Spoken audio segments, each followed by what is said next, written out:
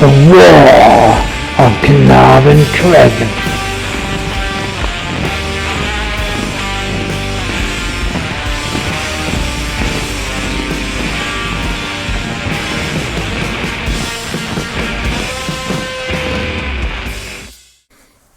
Nearly a week had passed since I set up the burner phone, and today was the first scheduled visit.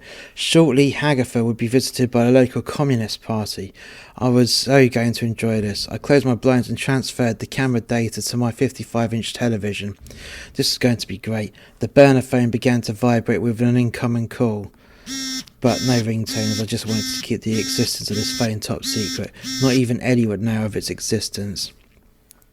Had Ellie had known what I was up to, she probably would have gone a bit batshit crazy at me for kicking the hornet's nest. The phone began to vibrate once more, and I left it to ring out.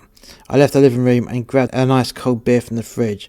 I looked around for the bottle opener, but couldn't find one, so out of my pocket came a lighter, and I pried the bottle's lid off with the lighter's corner and returned to the living room.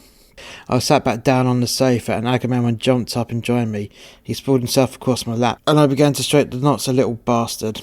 A few minutes had passed, and the camera picked up two scruffy-looking older men. They walked across Hagatha's lovely, beloved green that didn't belong to her, and opened up her garden gate, leaving open behind them. I took a chug from my beer and watched and waited. The men knocked on the door, and there was no answer. They patiently waited for a few minutes, and then one of the men knocked again, but louder and harder. They waited a few more minutes and tried again, this time knocking the door knocker, banging the pane of glass on the door, and even banging the letterbox. Hagatha finally emerged. She was wearing her nightie. The two men began talking, but I couldn't hear what they were saying, as my cameras didn't have a sound feed, which was a shame. After a minute or two, Hagatha pointed at the men and started to talk to them, which looked to me a tad on the aggressive side, and then slammed the door in the men's face.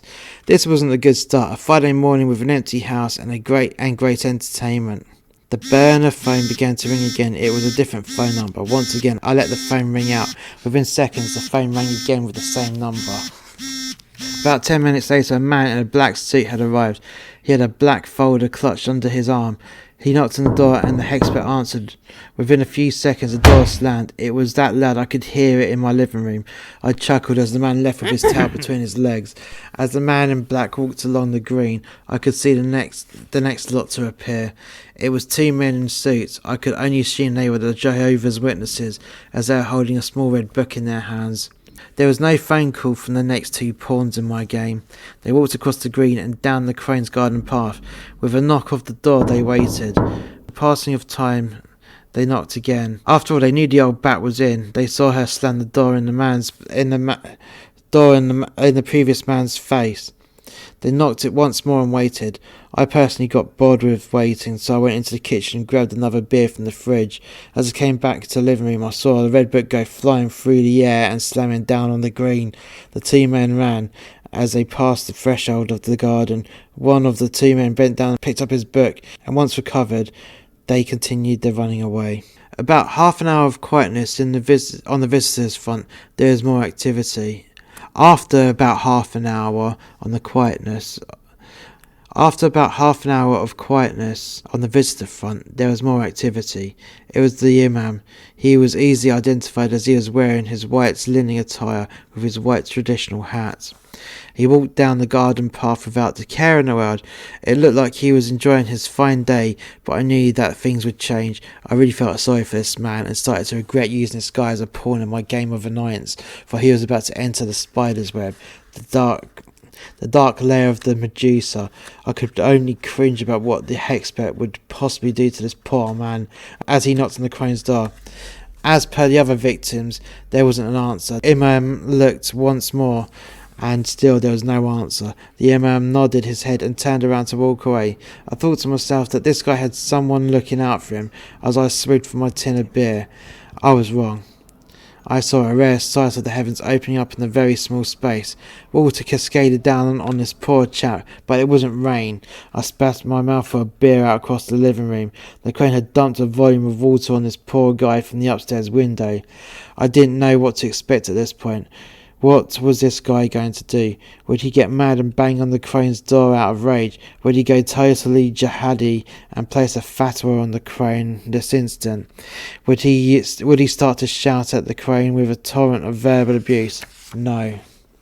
The imam just looked up, turned around and smiled as he walked away, continuing to enjoy his day. He walked across the green with no commotion at all.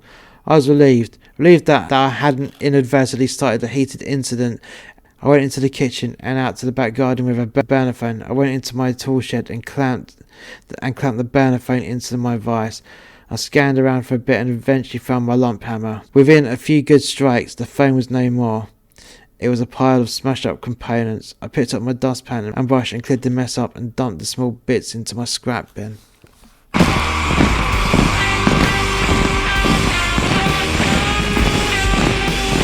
Thank you for listening to the War of Caernarvon Crescent.